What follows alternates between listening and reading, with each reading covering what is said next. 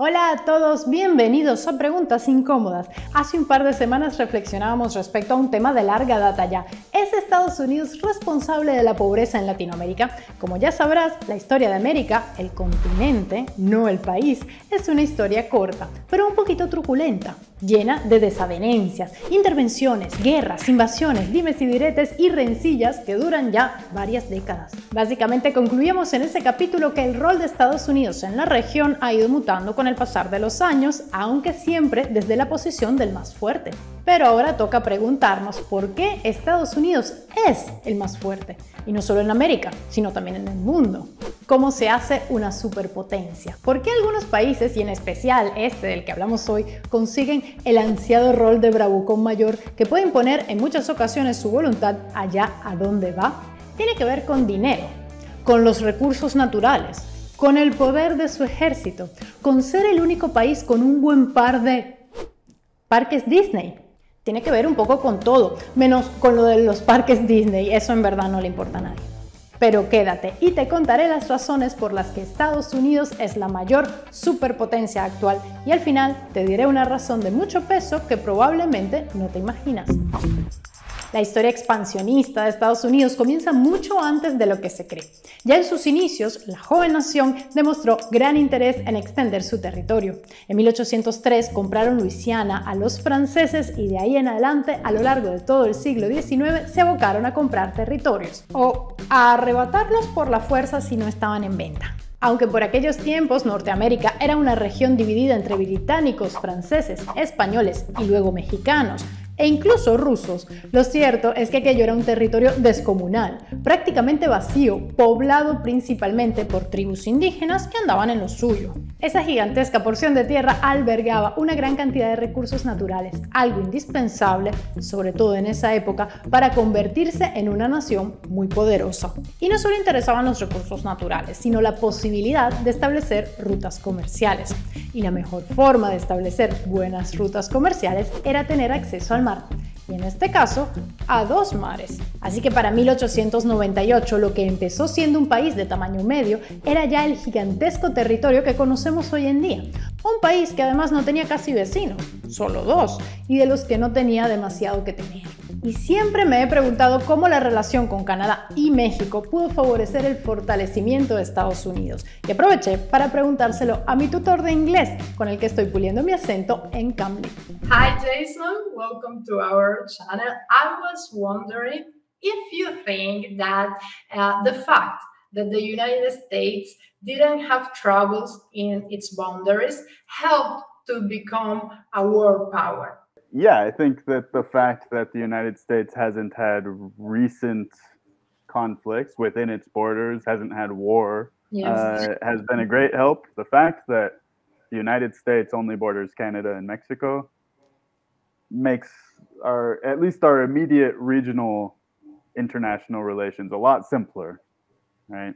Yeah, it's true. Not always super friendly. There have been conflicts, right? No, of course. With Mexico, especially. But it's a whole lot simpler than having to negotiate borders with 10, 15 different countries. Disfruto mucho estas clases porque puedo hablar de muchísimos temas mientras mejoro mi inglés. Por eso quiero compartir con todos el 60% de descuento en todos los planes anuales de Cambly y Cambly Kids que tienen ahora por Black Friday. Además de un bono de un mes del plan completamente gratis si te unes antes del 31 de octubre. Eso sí, este superbono finaliza esta semana, por lo que si quieres obtener todos los beneficios te invito a que te inscribas pronto, ya que no hay mejor manera de aprovechar el Black Friday que invertir en uno mismo. Cambly te permite elegir tutores privados con diferentes perfiles e intereses de todas partes del mundo que te ayudarán a aprender inglés, sea cual sea tu nivel. Haz clic en el enlace que te dejo en la descripción para obtener el 60% de descuento y el bono. Así que Estados Unidos no tenía grandes enemigos a su alrededor. Mientras las potencias europeas llevaban miles de años apiñadas en pequeños territorios, destrozándose unas a otras en interminables guerras, Estados Unidos podía sonreír tranquilamente y saludar a sus simpáticos vecinos, México y Canadá, sin ningún temor. Si acaso, eran ellos los que tenían que estar asustados.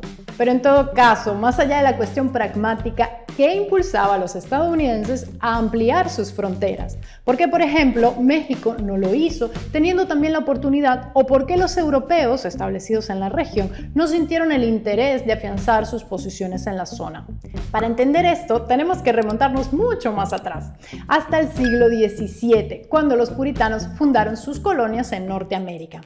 ¿Quiénes eran los puritanos exactamente? En esencia, una rama protestante cercana al calvinismo, que no estaba del todo satisfecha con las reformas hechas por la iglesia anglicana, que les parecía como un catolicismo light.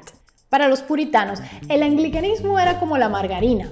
Te dicen que es más sana que la mantequilla, pero para cuando te das cuenta, tienes el colesterol por las nubes. Así que los puritanos cogieron sus cosas y se fueron a Norteamérica para practicar sus creencias religiosas libres de colesterol y a fundar la Nueva Jerusalén. La idea de empezar de cero en un territorio inexplorado y poner en práctica valores morales verdaderamente cristianos han estado siempre presentes en la idiosincrasia estadounidense y proviene de esta época. También, muy importante, es la idea de buscar fortuna. Como vimos en nuestro capítulo sobre si las religiones causan pobreza, los calvinistas creían que buscar la riqueza por medio del trabajo era una forma de honrar a Dios. La idea de lanzarse a explorar nuevos territorios para buscar esa fortuna siempre ha estado presente en el imaginario estadounidense. Todas estas ideas pueden verse reflejadas en el Destino Manifiesto, que data de la época expansionista de Estados Unidos. En el siglo XIX, esta doctrina impulsa la idea de que Estados Unidos es un pueblo elegido por Dios para llevar los valores y virtudes de su pueblo al resto del mundo. Pero cuidado, que ni en esa época ni ahora hay un consenso sobre qué es exactamente el Destino Manifiesto y cómo se lleva a cabo. Mientras algunos piensan que invadir un país para democratizarlo es una forma de llevar a cabo el Destino Manifiesto, otros te dirán que invadir un país va en contra de los principios de una república democrática. Pero en todo caso, ya tenemos varios de los puntos importantes por los que Estados Unidos se convirtió en una superpotencia. Un país con una misión clara, un territorio vasto y repleto de recursos, la posibilidad de comerciar sin restricciones con el resto del mundo y ningún enemigo cerca que le diera problemas serios. Lo de no tener enemigos cerca se volvió algo determinante en la Primera y Segunda Guerra Mundial. Ni siquiera para la Primera Guerra Estados Unidos podía considerarse una superpotencia, aunque sin duda era un país muy influyente. Los grandes poderes seguían concentrados en Europa y tras los dos conflictos el viejo continente quedó devastado, por lo que la balanza se inclinó a favor de los americanos, con el permiso de la Unión Soviética, eso sí. Y aquí hemos llegado al llegadero, la época dorada de Estados Unidos como superpotencia.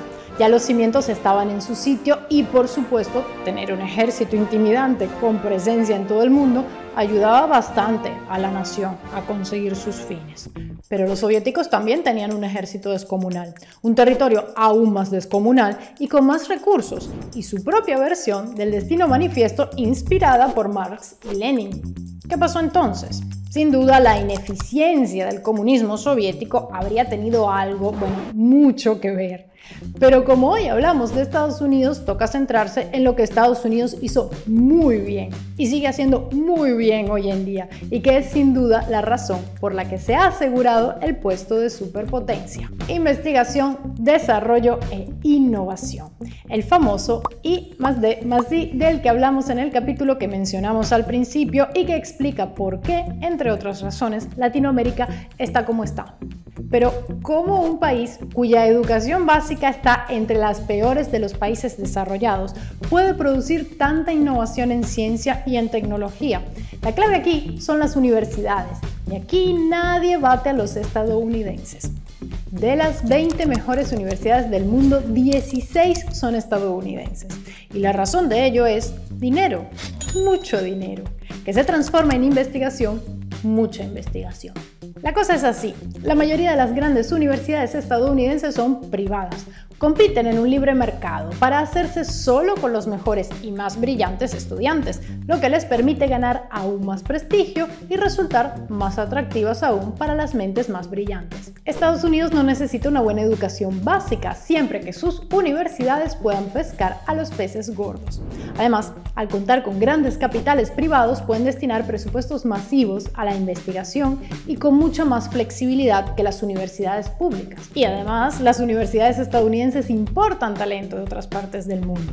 Talento inestimable que en sus países no tendrían las mismas oportunidades para desarrollar su carrera como investigadores. Ojo, todo hay que decirlo, son universidades extremadamente caras y exclusivas a las que acceden no solo los más brillantes, sino generalmente los más pudientes, a menos que te concedan una beca, claro. Con lo cual, una gigantesca parte de la población no tiene acceso a una educación como esa. Por su parte, el gobierno estadounidense también tiene su participación impulsando la investigación y el desarrollo. Durante la Segunda Guerra Mundial comienza lo que se conoce en Estados Unidos como Big Science, proyectos de escala babilónica financiados por el gobierno. Un ejemplo fue el famoso Proyecto Manhattan, en el que se desarrollaron las bombas atómicas. Posteriormente, cuando la Unión Soviética lanzó el Sputnik y dio inicio a la carrera espacial, el gobierno estadounidense tuvo que ponerse las pilas y destinar gigantescos presupuestos al desarrollo de la ciencia. Aunque eso sí, para pesar de muchos investigadores, a veces con fines militares. Y aunque la Unión Soviética desapareció, los norteamericanos continúan con el hábito de invertir en investigación y siguen siendo punteros en este ámbito. Para 2019, Estados Unidos era el 10º país que más invertía en investigación con 2.8% de su presupuesto. ¿Cuál es el resultado de toda esta gigantesca inversión de capital público y privado en el desarrollo de la investigación a lo largo de décadas? ¿Cómo influye el tener a los universitarios mejor preparados? Las empresas ofrecen mejores productos y servicios, cuentan con personal más capacitado e innovan más. 7 de las 10 empresas más grandes del mundo son estadounidenses. En cuanto al prestigio científico, para 2016, de 976 premios Nobel entregados, más de 350 los habían recibido estadounidenses o inmigrantes que vivían en Estados Unidos.